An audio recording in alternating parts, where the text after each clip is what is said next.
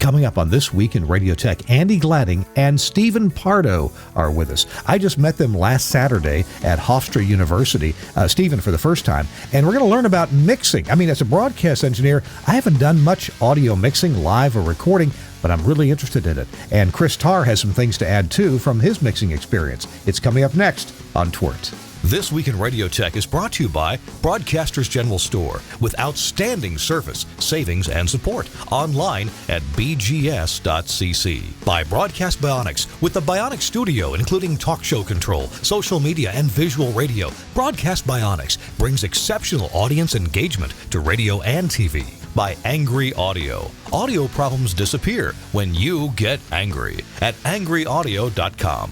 By Nautel, worry-free transmission you can count on with outstanding control, reliability, efficiencies, and Nautel's unmatched 24/7 customer support. Online at nautel.com. And by Max Connect Wireless, prioritized high-speed internet service designed for transmitter sites and remote broadcasts. Hey, welcome into This Week in Radio Tech, the show where we talk about everything from the microphone to that light bulb at the top of the tower. I'm Kirk Harnack, your host. I'm in the Nashville studios of This Week in Radio Tech and sponsored here by, can you guess, Telos Alliance. Thanks a lot, Telos Alliance, for giving me an hour and a half off on Thursday afternoons to do this show, try to help out the industry, try to help out young and old and engineers of all ages and sizes with their jobs, keep you entertained a little bit. And we're going to learn something as we move along together. So in Nashville, it's been just a beautiful, beautiful day. Yes, the weather report from Nashville, what is it? It's 80 degrees and just a gorgeous day. But Chris Tarr has a weather update from Mukwanago. Chris, good to see you, man. How are you? Blah, blah. I'm doing well, thank you. Suncast, you can bring that up. This is the weather at Casa de Tarr at the moment. 63, and we had 0.3 of an inch of rain today, so it's been kind of just dreary. Yeah, it's no good. So anyway, other than that, it's good to be here. Been a busy week. Got a lot of little projects going on, so it's always nice to be able to take a few minutes out and hang out with you guys. Chris, last Saturday, I had a wonderful experience. We got to go to Hofstra University, and I had never been there before. You know how the only way I'd ever heard of Hofstra University before I'd actually been there was from the once beloved Bill Cosby, because he made jokes that had Hofstra University in the joke. And that's how I learned about it. I didn't know if it was a real place or not. And then as an adult found out, oh yeah, that is a real place, and got invited to go. A few years ago, we met Andy Gladding. He's been on the show a couple of times now. And Andy is one of our guests right now. So Andy, welcome in. Hey, tell our audience, well, first of all, hello, how you doing? Good to see you, Andy. Oh, I'm good, Kirk. You know, it's amazing how transmission works, because I could have sworn I saw you sitting in the office next to where I am right now at Hofstra about 2 or 3 days ago. So this is pretty wild. Now you're back in Tennessee. It was great to spend some time with you guys, and tell the audience what we were all doing at Hofstra last weekend. Well, we were really lucky at Hofstra. We WRHU, which is Hofstra University's radio station, celebrating more than 60 years being on the air on 88.7 FM. Recently worked out a relationship with the Society of Broadcast Engineers Chapter 15, and that has made Chapter 15 the largest Society of Broadcast Engineering chapter in the country, which is really cool, because it really gives the professional members who are part of the SBE 15 the chance to interface with college students who make up the next generation of broadcast engineers coming in. So to celebrate this relationship, which has been going quite strong for the last 2 years or so, we had the first ever SBE Chapter 15 Ennes conference at Hofstra, which, if anybody here is familiar with the Society of Broadcast Engineers Ennes conference, is a full day of broadcast engineering exercises. Traditionally, they're workshops, panels, lectures, and demonstrations of new equipment. But this year, we made things a little spicier. We tried to add to the traditional Ennes lineup and have things that would be geared down to some of the younger SBE members and student attendees, including, kind of a meet and greet with radio executives, a lecture from Frank Foti, the president of the Telos Alliance, who did a pretty killer presentation on audio processing and the radio station Z100, and most importantly, a live mix workshop featuring a local band, which I thought was so much fun, because broadcast engineers And studio mix engineers, even though we both work in audio, there's always a little bit of a gap and even like a competition between, what it is and who does what. So it was really fun to see those two worlds put together. So yeah, that's kind of it in a nutshell. Yeah, and we'll talk about it more in a little bit more detail as we get through the show. Let's bring in our second guest, though. This is the person who, Andy, you introduced me and everyone else to last Saturday, and it's Stephen Pardo. Stephen, welcome into the show. Delighted you're here. Hey, Kirk. Thanks for having me on the show. I'm really excited to be here. Well, it was a pleasure to meet you and to see you go through all the motions of setting up a live sound mix for live sound or for recording, and just watch you and watch you not only do your craft but to teach and answer questions at the same time. So, hey, we're going to be looking at some video and then talking to you about how you do this after our first quick break here. But Stephen, if you don't mind, just give us a little teaser about what we're going to be talking about today, what we're going to learn here on this show. Yeah, sure. So just to backtrack one step, Andy, really got to thank you again for having me be a part of it last week. We really had a great time. Myself and the band, we've connected since, and keeping the community building going. So that always feels great. But what we're diving into is last week we took a 4-piece reggae band.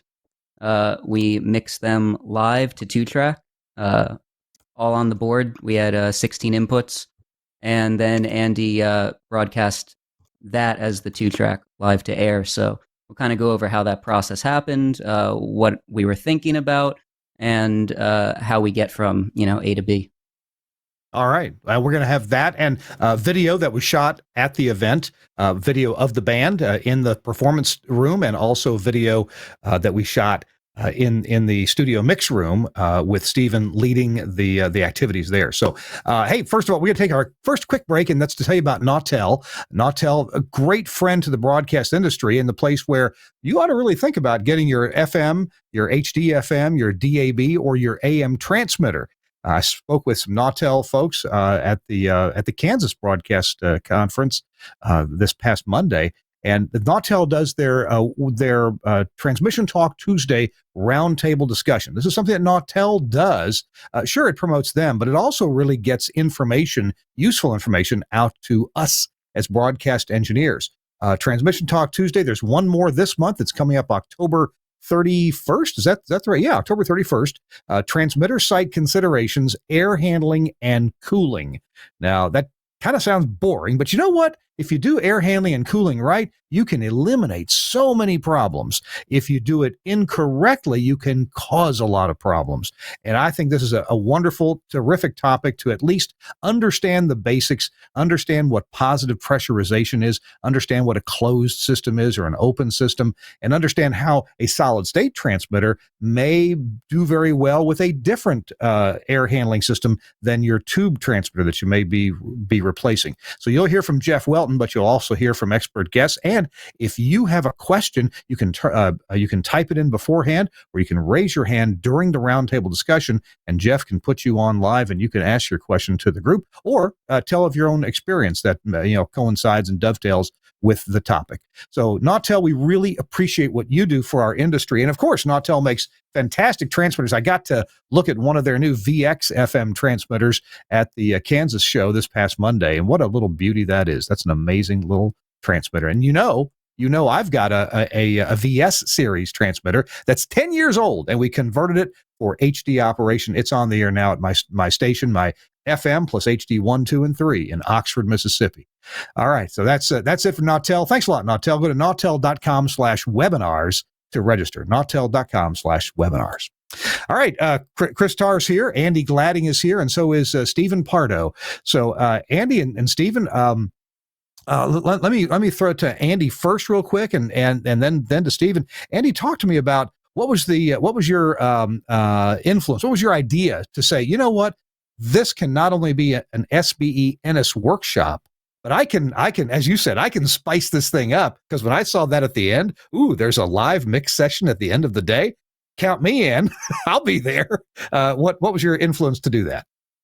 Well, I've attended many Society of Broadcast Engineering events, and I love the formatting. I love the way that the presentations are put together, and I'm always going for the high level stuff. I want to hear about what the latest technology is, the latest concepts, and making sure that I'm up to speed on all the upper level, advanced user architecture. However, I am also aware of the fact that one of the challenges that we have in education, especially when we have a staff that's diverse, we have over 300 staff members at WRHU between students and community volunteers. We have to find things that are appealing to the people that haven't realized yet that they want to do engineering. And one of the ways that I found working at the college is you have to go with what you know, and you have to show the students the doorway in a way that they can connect with. And what do 18, 19, 20-year-olds love more than anything else in media? They love live music. So I saw the SBE as Ennes conference as an opportunity to open those doors into the broadcast engineering field by using something that these students could really sink their teeth into, but also have a chance to work on hands-on. And I'm sure, Stephen could agree, and Kirk, you can agree as well, that if you looked at that session, and I'm sure we'll see some video and photos of it later, there were a ton of students working on the broadcast, participating, helping the band set up, talking to the musicians, asking questions. That's the way we get them excited and involved. Because what we're doing here is showmanship. So in order to make an exciting show, we have to give them something they want to watch, right? I'll tell you, before we get over to Stephen, I'll tell you my own impetus for asking Stephen and you, Andy, if you'd be on this show right after your event was this. I'm a fairly typical broadcast engineer, I think. I've got a real interest in electronics and in audio and in RF transmission, and I'm not perfect at everything, but far from it. I do know the right people to ask. Some broadcast engineers do have mix experience. For example, Chris Tarr on this very show.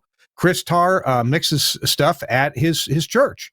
And there are other broadcast engineers that do live shows, do house of worship, things like that. And even some broadcast engineers have recording studio experience. Our good friend Tim Braddock, who's probably watching right now and was at Hofstra last Saturday. He's got he's a musician. I'm sure he's got recording studio experience as well as broadcast engineering experience. But myself, I've got almost zippity-doo-dah for live mix and recording experience. And I'm really curious to learn about this. So when I saw that, I thought, well, not only will I enjoy this, whatever music's playing, it's live music, it's usually fun. I'm going to enjoy learning some of the techniques. So that's why I was excited about it. And again, before we run over to Stephen, Chris, you agree with what I'm saying? You, sir, have almost weekly mixing experience yourself, don't you? Yeah, it's interesting. I mean, I in no way would consider myself on the level of anybody super professional, but I did learn from some people, and we've got a professional mixing console, Yamaha, and I've learned how to do how to properly mix front of house, which is completely different from mixing for radio. And in fact, we actually have, a second suite that we do for just streaming, which is a lot more similar to radio. But, I think that they are two different disciplines, while there is technical things involved with mixing for live performances, it's an entirely different situation in that your ears have to work differently. Like, when I'm sitting in the car tweaking on audio for a radio station, that's an entirely different experience than, sitting in front of a mixing console in an auditorium and listening to the front line or, however, whatever I'm doing at that particular time. So I think there's some crossover there just because of the technical aspects. But I believe that probably there are more broadcast engineers that are more on the technical side of working on these things than actually the mixing side, because you gotta have an ear for it. And, my previous life, I was on the air. And so, I grew up a little bit differently than just fixing this stuff. So I think that's a little bit of the difference. But I do see that hand in hand quite a bit. So Stephen, my fear is that if I were called upon to do some kind of a mix, a live front of house type of thing, or a recording studio mix, I understand the audio technology. I think it would be good, but artistically, it might be just awful. So maybe you can start us off, Stephen. Think of our audience here as look. We can hook mics up. That's not a problem. Yeah. We can hook speakers up, and in-ear monitors. Make sure that all works, and there's a minimum of hum and buzz, and things are correct there. What's the next step that a broadcast engineer might want? What would you start teaching people? Where would you start teaching me, Stephen? Sure. Well, Kirk, let me even take a step back. So Sure. where I would start is from the listening perspective, especially as broadcast engineers. Everyone who is listening to this podcast is probably already a pretty good listener. When you're in a mixing environment for multi-track music and you are combining elements in a way that has to allow the spectrum, dynamic, and style vibe to play through any speaker system and sound reasonably consistent with what the artist is giving you, the very first line of defense is listening, and listening like you would an audience member. So that's where I'd start you off. Now, maybe that doesn't sound like a real insider tip, but it's very easy to get distracted, especially when we're working in real time. There can be a whole lot of things going wrong.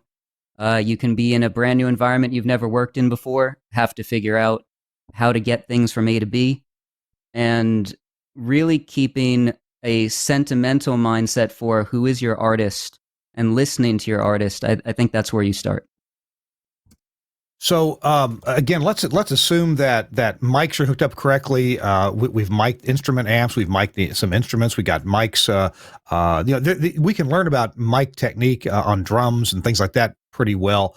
I noticed that when the band was setting up, and I don't have video of this part, but when the band was setting up, a fair amount of time was spent like at the drum kit, and they would just hit the same drum over and over and over again. What was going on at that point? There's a mic right over that drum. What was going on over on your side at the mixing console? So there's a couple things going on. Before I even get to the mixing console, first I'm just making sure that the microphones aren't in the way of the drummer, right? Which can be forgotten very easily. You put a microphone somewhere, and then a guy goes to hit the snare, and guess what? He hits your mic, and you're out of microphone. Sorry, First thing is learning the drummer and the drummer's tendencies and how they actually physically move at the kit. But once you kind of have an idea of that, you kind of know based on style where you want to place your mics. I was telling one of the students that day, we wanted to place the microphones kind of closer to the rims of the drum because we wanted to get more of that tone. Sometimes maybe if you're in a really heavy metal or rock song, you don't want as much of the tone of the rim of the drum. So making conscious decisions for style. But then, as you're saying, coming back into the behind the console experience, you're listening for a couple things. The first thing is just that you're getting signal, right? Just that you're getting clean signal, and that your signal is not overly distorted or overly saturated in some kind of way. Just that everything is usable. After that, you're getting a feel for if things are in polarity, which is something we talked about day of. You're just getting a feel for general levels. You kind of want to set things in a place where once the band starts playing, you already have a foundation built. So that's where we're starting from. Okay. I'd also add that, Kirk. I'd also add that, as he mentioned, now the desk I use is a CL5, and it's got several bangs, and you're shifting around. So in order to to really do that effectively and listen, you can't be, it's hard to be tweaking the entire time and really listening to overall what's going on. So that first line that you're doing when you first put everything in, as he said, we can get kind of it dialed in close enough where you're really hopefully only needing generally to make minor audio adjustments, once things are moving along. And as for the mics, you got to remember that especially with digital mixers, you only have so many bits. So, if things are too loud, you flipped all the zeros to ones, there's nowhere else to go. It's not nearly as forgiving as it used to be with analog, where, if things are, getting into the clip level, no big deal. It doesn't sound horrible. In digital, that's it. You can only flip so many bits and you're done. So it's really important to get all that set before you go. And those are some really great points. I think just following up off of that, Headroom, especially, we're in the digital world. Everyone's pretty much working digital. Headroom is everything. You can take a lot of it. You can always come back to your levels on the 2 bus and move things as you need to, but giving yourself healthy headroom on a channel by channel stage is fundamentally going to help make mixing easier. The mics that were in the music room, let's say on the drums or the vocal mics, were the mic preamps built into that audio console in the mixing room, or were they external? Yeah, Andy can probably speak better to this than I can, but everything was, we had an SI Impact board there at Hofstra, and every preamp that was used was built in. Okay, all right. Something that how do you mic an electric guitar? Are you micing the speaker, the amp that they've brought with them, or is there a more direct connection that you're using? So I'm going to try not to defer questions, but everything is so situational. I can speak to the situation in the context of our performance recording at WRHU, but it really is going to depend completely on the artist and the content. Okay, so you're saying you could obviously an acoustic guitar, you're going to put a mic on that, or maybe even more than one mic, right? Sometimes. Well, so let's go to your amplifier, because there were some good points that came across my mind. First thing is stage volume or just noise. Just in general, you know that the louder something is in the room, the more it's going to affect the other microphones that you're trying to use to capture certain elements. And when we bring up a fader, if I'm bringing up a snare drum, just for the example, if I'm getting 100% snare drum, awesome. I'm just bringing up the fader, I'm just getting snare drum. If I'm getting 40% snare drum and 60% guitar amplifier, now we've got problems. It's going to be really hard to make that feel full in your 2 bus when you're trying to bring that down into a digital audio file. So what you're going to think about, especially for an electric guitar cab, is, okay, the player, how loud does that player want to hear himself? In our situation last week, that guitar amplifier is the monitor situation for that guitarist. So they have to be able to hear themselves over the drummer who's crashing a cymbal right next to them. So there's also a little bit of give and take between how loud the drums are for setting the levels of your amplifiers in the room, what people need to hear for monitoring. We are talking to Stephen Pardo and Andy Gladding. Chris Tarr, our co-host, is along, and we're talking about learning how to mix. And after a quick break here, we're going to see video and hear audio from the band that was playing, and we'll see how small the room was. And you can see that, yeah, indeed, they had they had to hear themselves. I'd like to understand if they were using what they was using for in-ear monitors, how that was being handled. And then we'll get to the actual mix, and we'll see Stephen giving some instruction to the console and to the students. I'm Kirk Harnack. It's This Week in Radio Tech, and our show is brought to you in part by Broadcast Bionics and Camera One. We'll be right back. Camera One from Broadcast Bionics. Designed to bring video to your audio content. Visualizing radio and podcasts for social media. Camera One can automatically create, capture and brand professionally switched video for live streaming or upload, making your production shareable. Control and configure using a web browser on any device. Camera One is available as a 4-camera or 8-camera system using the Blackmagic A10 Mini range, including the A10 Mini Extreme. You can use cameras to suit your studio and your budget. You'll need 1 camera for a studio wide shot and usually 1 camera per microphone. A standard multi-channel sound card or IP driver monitors audio from each studio microphone, and we work natively with Axia systems. Ideally, this will be a post-fader feed from each mic, although you can use pre-fade audio or a mic split if that's all you have available. These audio levels are used to intelligently switch the video feed when each contributor is talking. You can also group microphones together into one shot and use the audio from a mixer's aux bus. You can use Camera One's auto switch feature, or disable it and switch using the on-screen buttons or the buttons on the ATEM. Recordings can automatically start when you tell the system you're on the air. This on-air indication can be linked to your studio's red lights via IP or an Avantec ADAM GPIO interface. You can quickly browse all the videos that have been automatically created during your broadcast, download them, and post. Camera One is a user-installable system. You'll need a good spec Windows 10 PC, i7 with plenty of storage, and 16 gig of RAM. It's better if this machine isn't used for anything else. Remember, you can control the software in a web browser on another device on your network. Camera One, a thrifty way of creating scroll-stopping video from your show or podcast from Broadcast Bionics. And you know, Broadcast Bionics have been talking about them for years. They're a wonderful sponsor. They make some of the most creative and intelligent software and hardware to help you produce radio pretty much by doing what you're doing now. You just get more content out of the work you're already doing. So check them out at bionics.co.uk or bionic.radio. Thanks a lot, Broadcast Bionics, for sponsoring This Week in Radio Tech. Chris Tarr is along. I'm Kirk Harnack. Andy Gladding is here. He's the chief engineer for Salem Radio in New York, and he also is at Hofstra University. And Stephen Pardo is here with us as well. Stephen taught a session on live music and music recording at Hofstra during our SBE Ennes Workshop last Saturday. So welcome back, everybody. All right.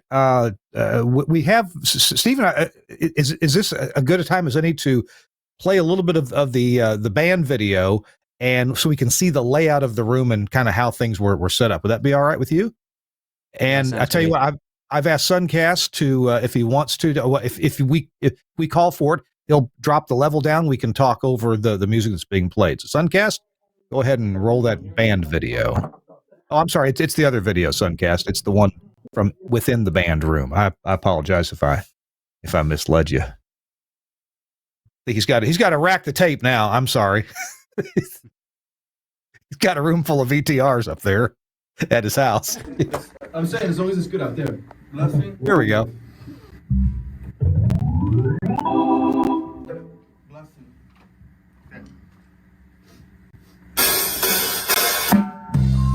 Start that over.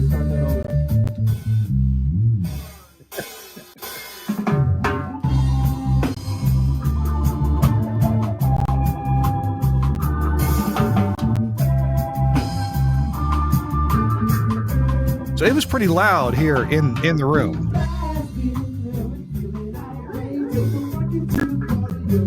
Yeah, and you can hear right now the bass is kind of eating up a little bit of what's going on in the vocals. These spot mics are really important when they come into the board. Oh, okay. Now the singer there, he's really eating the microphone. How does he know he needs to do that? Or and then there's also the keyboardist is. Yeah, too. well, we spoke before, and these guys have played many shows before, so they have an idea of what they're doing. So they knew that they were going to have to be right on top of the microphones, for all those bleed reasons. Now, is there an acoustic reason why that guy left the room with his guitar, or is that just for show? You're going to have to ask Brian that one. Okay. And why does the keyboardist have two mics? So the keyboardist has one microphone going to a mixer where he can plug in vocal effects and basically use one microphone as a live mic feed to me and one microphone as an effect feed. Okay, that's what I thought, because he would sing in one and I'd hear an effect. The guy in the far back corner, what's he doing back there? That might be an Andy. I might make that question over to Andy. Which guy all the way in the back?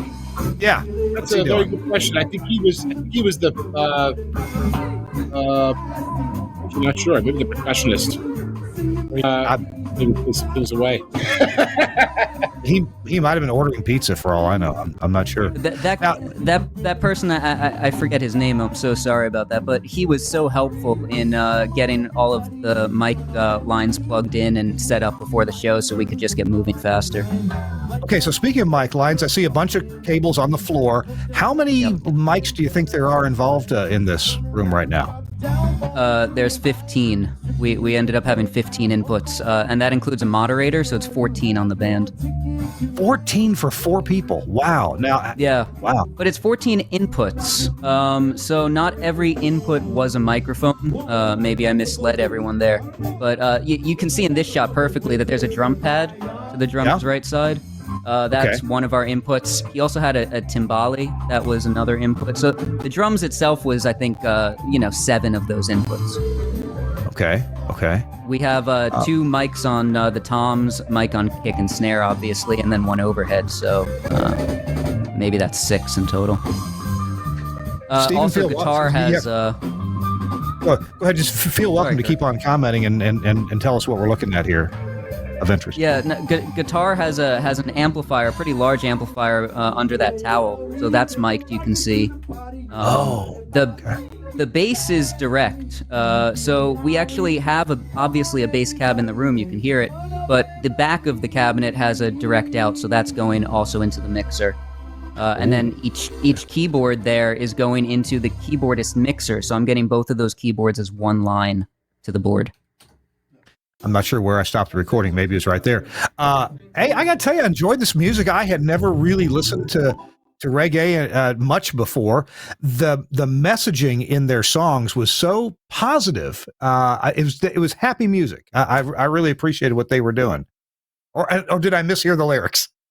Oh no! You were definitely right, Kirk. The one of the reasons why I chose these guys as the test band, if you will, is because, first of all, they're very popular in the area. They're a true Long Island hometown band. They hail out of Long Beach, New York. I respect, but you're absolutely correct. Their lyrics and songs are pretty positive. It's sort of just pro singing, dancing and tapping your feet and celebrating being alive, among other things that I won't really get into on this podcast because it's a little more substantive. But for the most part, that's I think a really good way to sum them up. Cool.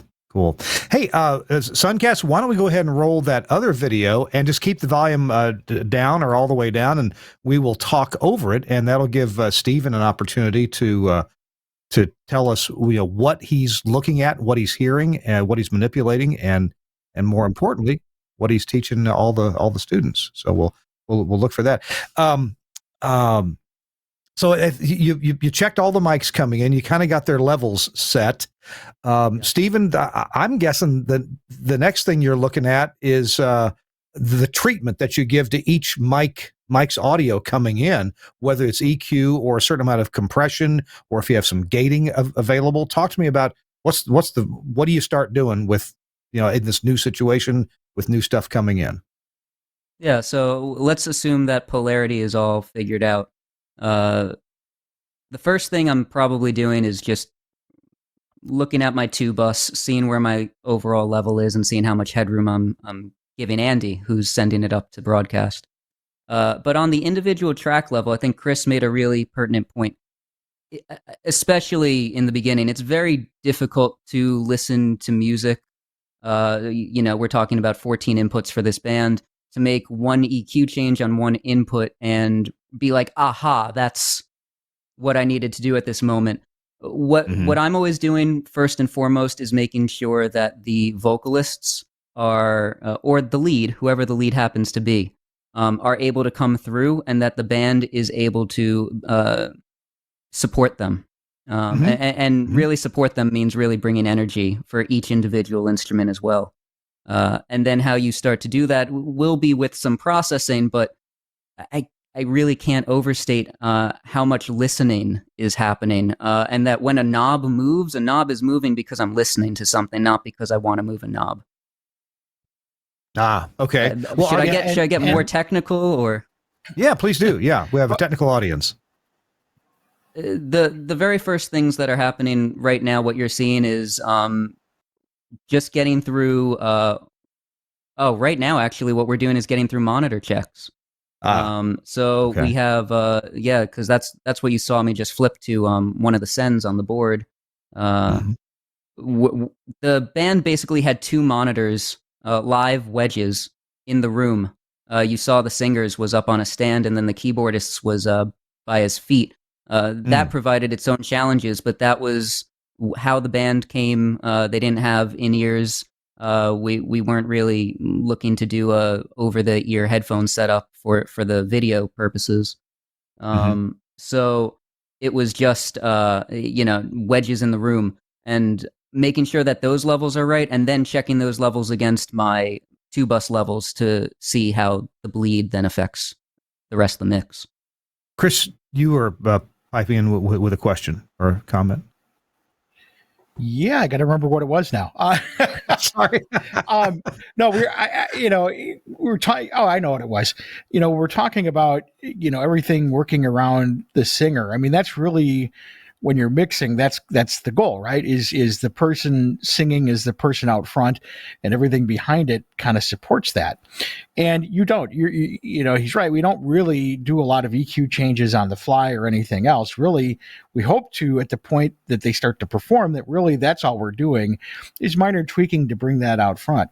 Now, in my case, we do use in-ears. In fact, we have a pretty substantial matrix for feeding in-ears using, with RF and some other Avion stuff, but we can actually, really tweak in-ears. Sometimes that makes a huge difference in how, we have these issues where, in rehearsal, somebody will just kind of sing like this and and they get live and they're yelling at it. And you're like, whoa. Which is also why we do the line twice, once during rehearsal and then once before we actually perform. But it is so important when you're mixing to understand really kind of the texture of the song, because again, if you can't hear the person singing, everything else may sound great, but if it's burying the person singing, you kind of lose the point at that point. So it's really important to kind of know not only who's doing what, but it also is very helpful if you know the material, and can kind of know what it is you're mixing. All of those things kind of combined really helps out. That's right. Yeah, I completely 100% agree with that. What you just saw me doing there on the board, I just wanted to throw it out, was I'm pretty much, and Chris, I'd be interested to hear if you do this too, I'm high passing most of these channels. The more of that rumble that I can get out of the mix, especially on a track by track basis, the more it's going to build up my 2-bus just to be clean. And especially because of, like I said, we have 14 microphones, there's bleed. So we're building a lot of odd phase relationships, and especially in the low end, you want to make sure that stuff is tight if you're going to have a good response out of a speaker. Steve, absolutely. Go ahead. And what's interesting is regular engineers will see, some of the EQ curves that we use and think it's ridiculous, but high passing things, and again, you really should EQ to bring out, kind of the soul of each instrument, and again, as you mentioned, phase relationships, rumbling on low end. Even just, as you're setting up microphones, speaking of phase relationships, if we use a drum cage, somebody in a drum cage, and if we don't aim the overheads correctly, they cancel each other out. So there's all of those different things, EQ, filtering, and all of that really, there's a lot more, there's a lot more to it than sitting at a radio console just adjusting faders. And that's what so many of us are used to. We're adjusting the level and the level only of pre-recorded material that's already gone through the whole mixing and mastering process. Stephen, you've referred more than once to polarity and making sure that your mic polarity is correct, and Chris referred to it also as phase. What is your audio check? What do you listen for to know that your mics are not miswired? Or if they're placed in such a way that the polarity does need to get reversed, what's your quick check for that? I'm listening. I mean, you can use a visual check if you want. If your waveform starts negative, amplitude, then it's probably needs to be switched, but not always. That's not always a telltale sign because of the relationships with the other microphones. So it really is more than anything else, although I don't want to lead anyone down the wrong direction. I'd say low end, but low end in the context of the full signal. The full signal feels more like it's got a gut. I don't Yeah. like it's got. If it's reversed, it sounds a lot thinner if it's in the wrong phase. Yes. Yeah. Yes. Yeah. But polarity, like because phase is right our relationships Or between polarity, our yeah. right. So I'm just talking about if I just had one microphone on one source and I flip the polarity button, is my speaker, so when my speaker goes in versus when my speaker goes out, is it going to start out or is it going to start in? And based on that, and it's really in the low end that I personally feel this is, but again, checking your whole signal as a signal, that's where I'm feeling the most for what that button is doing. Okay. And All I right. think too, after a while, you kind of develop an ear for it. You know, I mean, there are times when I'm not quite sure right away what's wrong, but I know something's not right. And after doing this for a little while, you kind of develop that ear to kind of go, okay, that's definitely the polarity's not right there. I mean, you know, or, you know, I'm not sure what that is, but I know that's not right. And I need to investigate that a little further. And that is something, again, that you really only build after you've done this for a little bit and you get that experience of how everything feels. And that's why sometimes too, I get to a different desk or a different situation. I'm kind of off for a little bit because it's like, okay, this is a different world from what I'm used to. So I got to change how I hear this because there may be some things I'm not familiar with. But once you get familiar with the gear and the people, or not necessarily people, but the gear and the place that you're at, you start to just kind of pick that up. It's like, okay, I know that's not right. I'm not sure why, but I got to figure it out. We are And if talking to something's- Steve. Oh, I'm sorry. Go ahead, Stephen. Finish I'm your sorry, thought. Kirk. Go ahead. I was Go ahead. just going to pigtail off that. If something's really out of phase, you're going to hear it. It's like the bottom's going to disappear. If something is 90 degrees out of phase and you flip that polarity button, you might not notice the difference. And you might say, what's going on? I'm kind of hearing something. Am I hearing something? And there are other tools for that. But Is the effect you hear anything like, you ever been walking through a business where they've got overhead speakers and they sound fine? You're walking and you notice there's one speaker you're listening to, and then you walk a little farther, another speaker listening to, and then you walk a little farther, and one speaker's out of phase with all the others. And you there's a weird place I can stand here where it ain't right. Is the effect you're talking about anything like that, or? And I realize we're mixing these things together, so you punch it in, you punch it out. It's going to sound. It'll either add constructively or add destructively to the rest of the mix, right? that's right. And that's the key. Yeah. The key really is if it sounds destructive, it is, Okay. All right. Hey, we're going to take our next quick break. We're talking to Andy Gladding and Stephen Pardo, and Chris Tarr is with us as well. I'm Kirk Harnack on This Week in Radio Tech.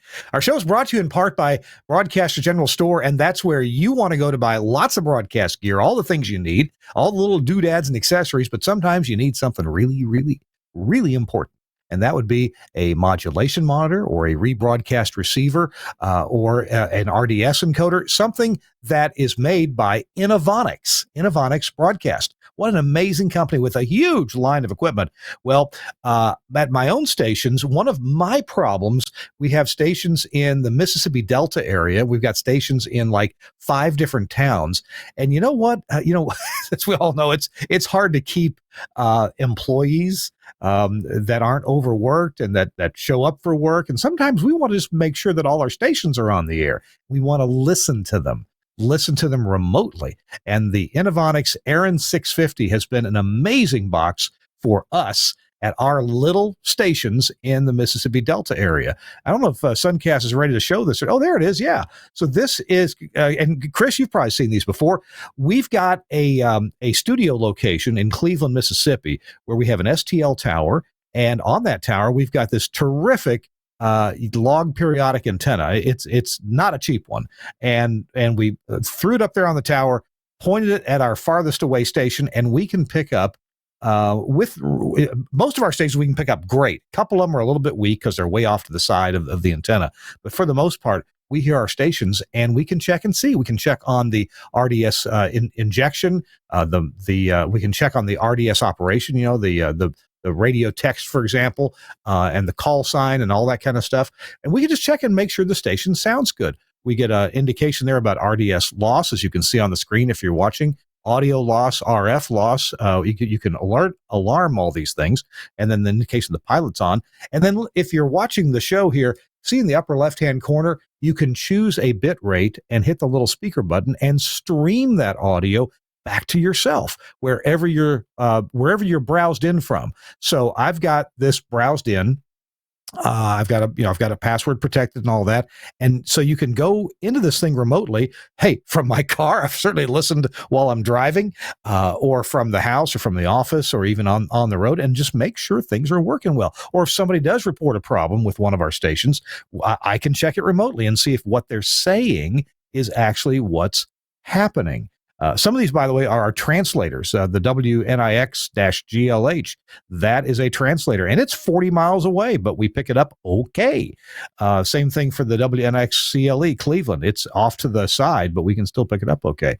It has been great having this thing. And by the way, this ARIN 650 is meant as a rebroadcast receiver. The idea of it is that you can receive off the air or via a stream, and then it'll reprocess that for you, and you can put it back out as a stereo generated source for a translator. But we use it as a monitor. Innovonics makes just an amazing array of good stuff that you'll want to use to keep track of your stations, your streams, keep track of your modulation, and they make audio processors too. So if you need something along those lines, check out Innovonics Broadcast. And when you need to buy it from Broadcasters General Store, bgs.cc. And they got, I know I always say, they got sharp pencils there at BGS. Check them out. The phone number is 352-622-7700. They're not open 24 hours, but they are open at convenient times for you, typically. Thanks a lot, Broadcasters General Store, for sponsoring This Week in Radio Tech. And hey, Andy, I think BGS was at your event at Hofstra, right? Oh, they sure were. We love BGS, and big shout out to the team over there, especially Dave and Carly. Some of us over at Salem, we say we have the Carly fan club because anytime you shoot those guys an email or gals, they get right back to you with really great pricing, and I'm a huge fan of their products, what they sell, and the way they do business. So we love BGS at Salem Wow. at WRHU. Folks, I swear that's an impromptu testimonial. I did not ask Andy to say that beforehand, so that's great. Appreciate it very much. All right, our guests are Andy Gladding, who was the host and put things together for the SBE Ennes Workshop and mix session that we had this past Saturday at Hofstra University. Stephen Pardo is our guest. Stephen, I've been wanting to ask you, okay, let's imagine that I was called on to go mix something, and I've never really done this before, although I'm a good engineer. I can get the audio coming in right. What is likely to be my first mistake? What are you going to have to slap my head and say, no, Kirk, don't do it that way. Here's what you want to listen for and do. What's a student's first mistake? Biggest mistake? Common mistake? That's a great question. Let me start that one by referring to one of the students asked me last week when we were working on this workshop, what are you listening for? That was the first question. I thought that was a great question, right? What are you listening for? The first mistake is not listening to the song. That song in that moment, whatever's happening.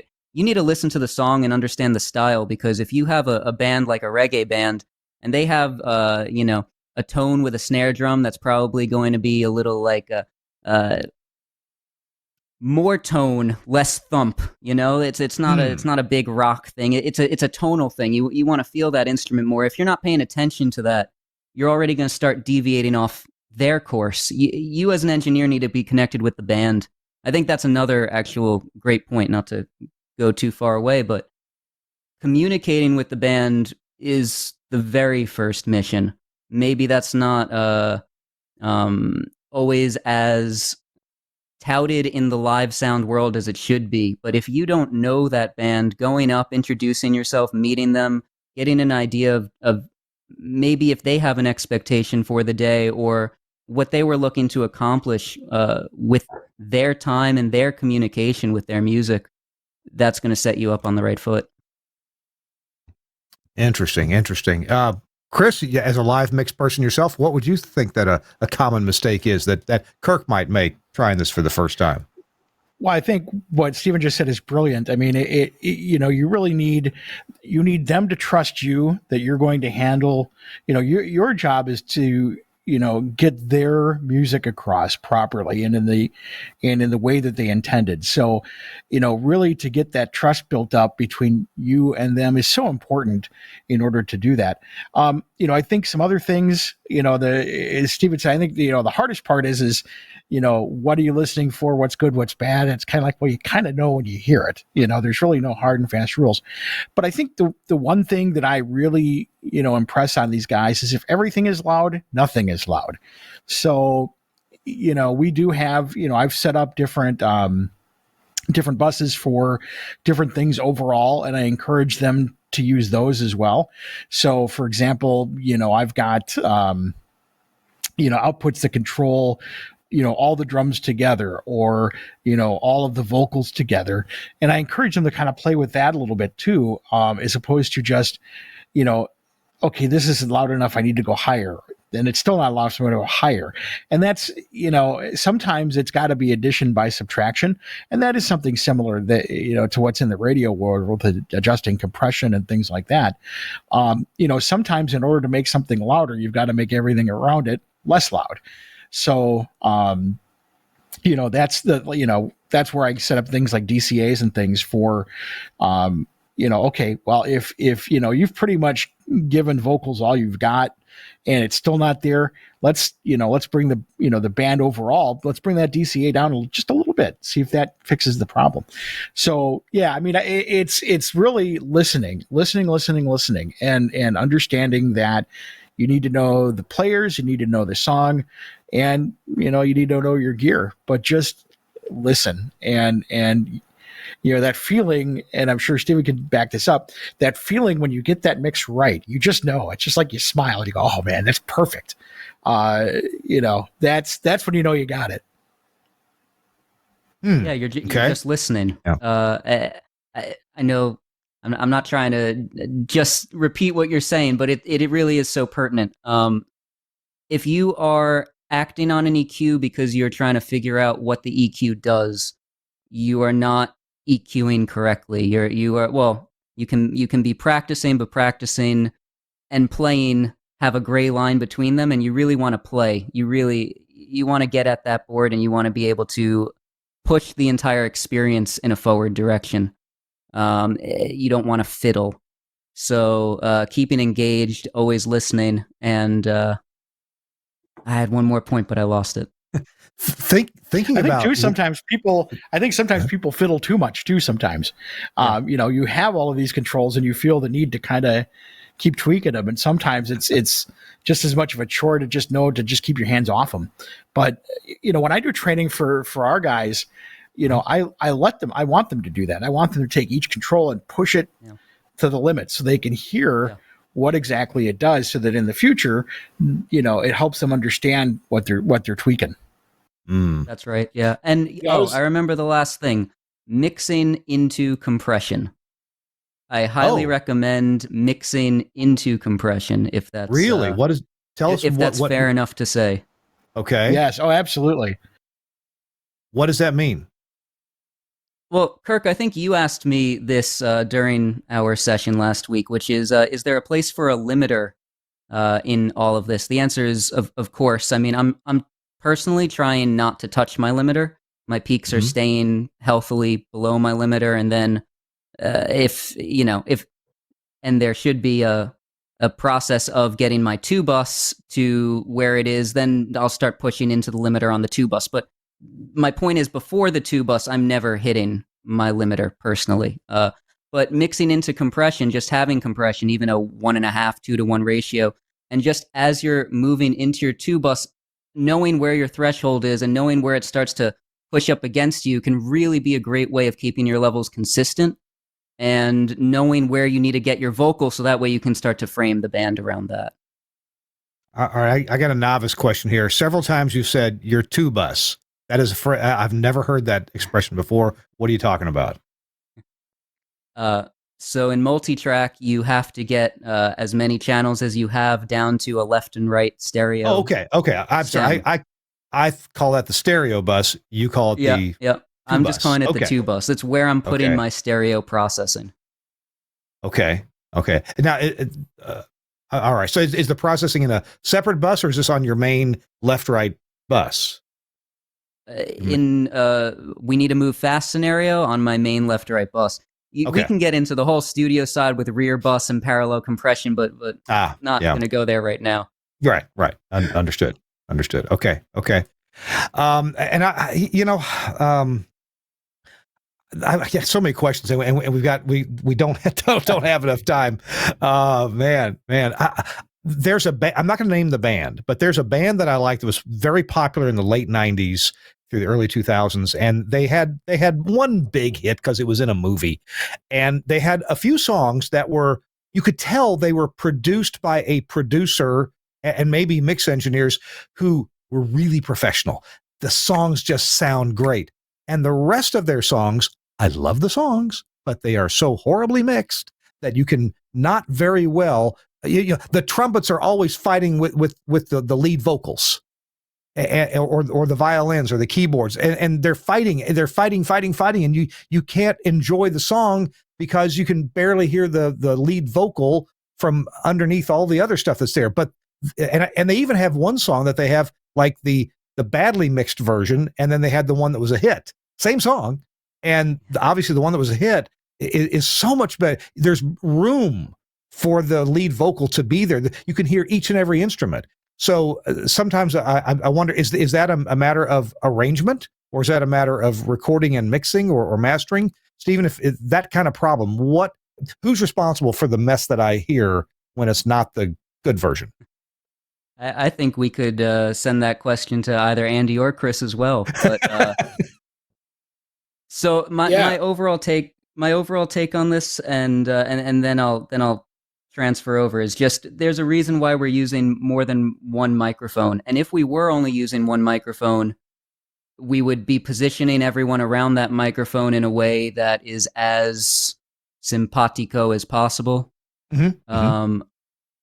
I think that a quote-unquote bad mix is very much what Chris was saying before. Everything needs to be loud, and then you get lost in translation. Andy? The two things I encountered very early in my multi-track mixing sort of self-training was playing on what Stephen talks about, everything needs to be loud. You get excited when certain parts come out that you really want to feature, but then you forget to turn it back down, or you're not really thinking about how that part works with the rest of the mix. Like, especially with more complex mixes that have a string section, a horn section, maybe multiple keyboards or guitar parts that are acting as padding parts. The temptation is there to begin pushing things up, and then as the part that you initially like gets buried, then you go and push that up again. So before you know it, you've got a brick wall of noise that at the end of when you're doing your final mix down, you're saying, how did that get here? It was perfect. Subconsciously, you're kind of letting your ear and your brain's desire for that ear candy get in the way. The other thing, and this is very, very common, I know we have it at the educational level, and I think even with people that are in the professional side of the business, is over-processing. There's a temptation to over-process everything, because what the listener, a lot of the times, I think the listeners are used to hearing very processed condensed audio at the end of the chain, whether it's an MP3, whether it's something coming through a codec. People are used to listening to compressed audio. So when you're in the mix room with all the high-end monitoring gear and the beautiful amplifiers and everything that's sort of untouched, you don't have that over-processed sound there, and it's almost like an innate desire to get it to that point before it's even out the door. So yeah. I think Steve's probably been in this situation where the vocalist will say, well, the vocal doesn't sound right. Well, yeah, it doesn't sound right because it sounds perfect. It'll sound like what you want it to sound like after it goes through a bunch of gain reduction and codecs and Spotify's algorithm. It gets smashed to crap and then put into your little iPhone. Yeah, it'll sound like what you want it to sound like. But in this room, let's keep it pristine. And then we'll screw it up once it goes into the transport phase. Hey, we are talking to Andy Gladding and Stephen Pardo. Chris Tarr is along with us as well. He's got mixed experience, and he's got experience with Angry Audio, one of our sponsors. Chris, it is your turn, buddy, to tell us something about Angry Audio that maybe we didn't already know. Well, you know what? As a matter of fact, the Chameleon audio processor is something that a lot of live venues are starting to look into for that two bus processing. Basically, it's a really light hand audio processor. It's a gain controller, multi-band, so it doesn't have any kind of pumping or breathing, and it's got Cornelius Gold's special sauce in it. In other words, it does a very good job of maintaining your levels without sounding like it. So you can, and it uses the left scale, so it is compatible with a lot of the gear that's out there today. And you have for the live stream, for on-air processing, for studios, that's where the studio audio processor comes in. And you can go from a real light touch to a real heavy touch. And with the C6S, you can get that as like a VST plugin if you're using, Pro Tools or Reaper or something like that. You can get the software version of that, and you can use that as an insert for your final mix. And what it is, it's just basically a nice light hand on the volume control. And nowadays, the equipment we used to use, the gear that we used to use for some of this stuff, is no longer made. Or at least some of the stuff is, if it's not made, or if it is made, it's really, really super expensive. So like the LA4A, I'm talking to you, whereas the Chameleon is, sub $1,000 device, plugs right in. It's got analog and digital. It's Studio Hub, so it's really easy to connect. And again, there's really nothing to mess around with on it. It's a very simple set it and forget it kind of device. If you don't need the processing, it doesn't do anything. It freezes. And we're talking about that with the cleanliness of audio and how things nowadays get squashed. And I'll talk to production directors all the time that keep trying to use all of these, different plugins and things to flatten their audio and make it really loud. And I try to explain to them, hey, we have $12,000, $15,000 audio processors that do that, and they only work if the audio going into them is clean. That's why they sound like that. So, you need to be able to have, something to work with. And that's what this will do. If the stuff you're producing doesn't require a lot of dynamic changes, it won't do anything. It'll just freeze and just pass the audio as it is. If things start to get into the danger zone, it steps in and makes a little minor adjustment to that level. So it's a great device if you want to look at that sort of thing. I guess I know of Shane Tovin uses one at his church for their mixing and loves it. And I use it for some streams. I've used it for some other things. And it works really, really nice. It's just kind of that, stay out of the way unless we need you kind of box. So check it out online, angryaudio.com. You can get it from your favorite broadcast distributor. They sound great on the air. They sound great on streams. They sound great in live environments. Just a really nice, easygoing audio leveler. The Chameleon from angryaudio.com. Check them out today. Thank you very kindly, Chris. And hey, we're going to hear from Max Connect in a sec, but I once again, Kirk has failed as his job as host to warn our guest, Stephen Pardo, and Andy Gladding too, if he wants to. We finish up the show with a tip of the week. And so maybe Stephen can ruffle through the wastebaskets and find us a tip of the week to close the show out on, having to do with his profession and teaching folks about what he does. All right. We're brought to you in part by Max Connect, including Max Connect Wireless, which is the product that kind of put them on the map. They do so much more now. But here's Gary Morrill to tell you about it. I'm Gary Morrill, Midwest Regional Director of Engineering for Alpha Media. When I first spoke with Josh Bone about Max Connect, he told me they'd work great for remote transmitter sites where connectivity was a challenge. And he's absolutely right. We even have sites where we're using this as a backup to our STL using Max Connect's dual carrier option, and it works perfectly. We also have times where we need to be able to get out to a venue where it's kind of challenging because everybody and his brother is trying to stream video at the same time, like at a big sporting event. And you know what? Our data gets through every time because it's prioritized packet data. It works for us. It'll work for you. Max Connect. Check it out.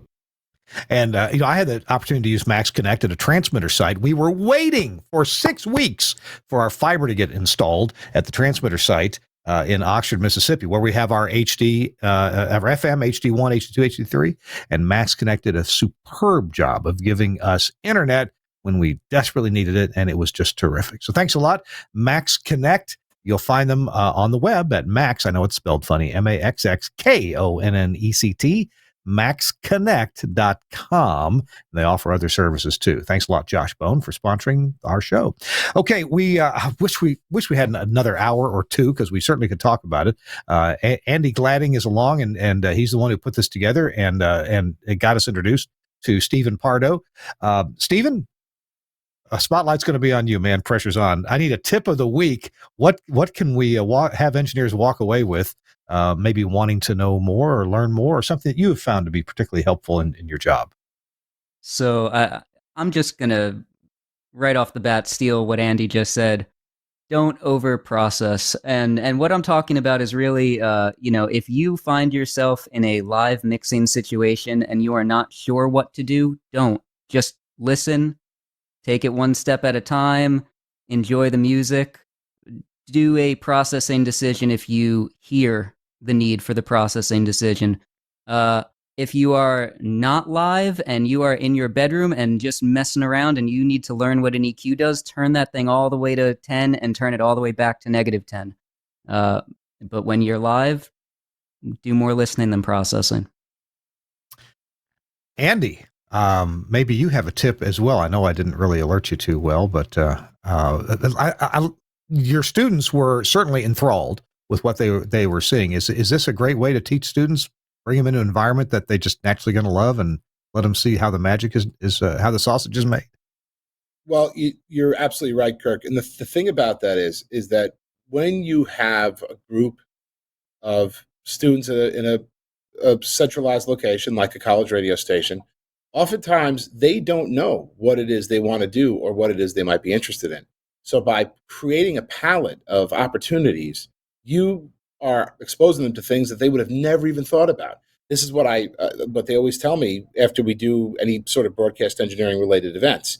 They go, "Oh, I never even thought about that," or "Oh, I've always wanted to do content," and I say, "Well, content everybody does for free. I mean, doing the engineering, you can actually get paid." In terms of my thoughts going along with this, is my tip of the week is don't be afraid to think about things that are wild, crazy, and large-scale productions, even using the environment you have at your disposal or the tools you have in your toolbox. Perfect case in point, earlier this week, last week, WMCA put on a huge gospel concert and live broadcast in Times Square, which ran simultaneously. A 4-person talk show with guests on one table and a 6,000-watt sound system broadcasting projecting straight down Broadway from a location about 20 feet away. And we had the ability to tie both environments together. Why this is important? Because whoever thinks about putting a live concert on AM, people would say, well, that's silly. It wouldn't work. We had about 5,000 people come to see Hezekiah Walker, and we're clapping and singing, hands in the air. I mean, I'm not even much of a gospel music guy, but I made sure that before the production, I went and listened to a ton of Kirk Franklin, and I got that mix dialed in pretty good going over the air. So you have the tools, and they're sitting on a shelf somewhere. Don't be afraid to dust them off and say, hey, I got a great idea. Let's do it. Doesn't matter what it is. Let's do it big. Because when you do it big, people want to be involved. Yeah, Awesome. Chris, do you have a tip you'd like to leave us with this week, or do you think we have enough to think about?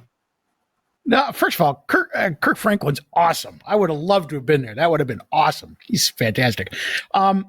What I would add is, even if you're not planning on doing any kind of live mixing at all, if you're a broadcast engineer, find some place where you can just kind of shadow somebody, because I guarantee you, not like tonight, I'm going to be mixing at a rehearsal. But I guarantee you it will help you in your job in general. Just first of all, the tech is really interesting, but second of all, it just to kind of understand from that point of view, because a lot of times by the time you get the audio, it's already been through this process. But for you to understand what that process is, I think will only help you later on, to have that in your toolbox. Well, I know what they were thinking when they were doing this. And, again, as an engineer, we want to be respectful of the audio and respectful of the artists. And I think this gives you some insight that you wouldn't normally have. Awesome. And I'll leave I'll leave a tiny tip. Years ago, I was listening to two processors. Frank Foti was a little annoyed with me for not being able to tell the difference. And then he said, listen to the individual instruments. Don't listen to the whole sound field. That's important too. But right now, Kirk, listen to the individual instruments and compare it, these two different feeds and see what you think. And sure enough, that's where I heard the difference. So we got to listen broadly, and we got to also listen individually to see how things are going. I'm sorry, did somebody else have a quick comment before we go? Okay. Sorry, I thought I heard a noise. All right. Gentlemen, thank you so much for being with us. Chris Tarr, our co-host here just about every week. Andy Gladding, thank you for being with us, chief engineer at Salem in New York. And Stephen Pardo, thank you for being with us as well. We're going to have your links to your information in the show notes, and I'll send you updates on that. Suncast, thank you so much for being at the helm, at the controls, and keeping the show going. We got to run. We'll see you next week on This Week in Radio Tech. Bye-bye.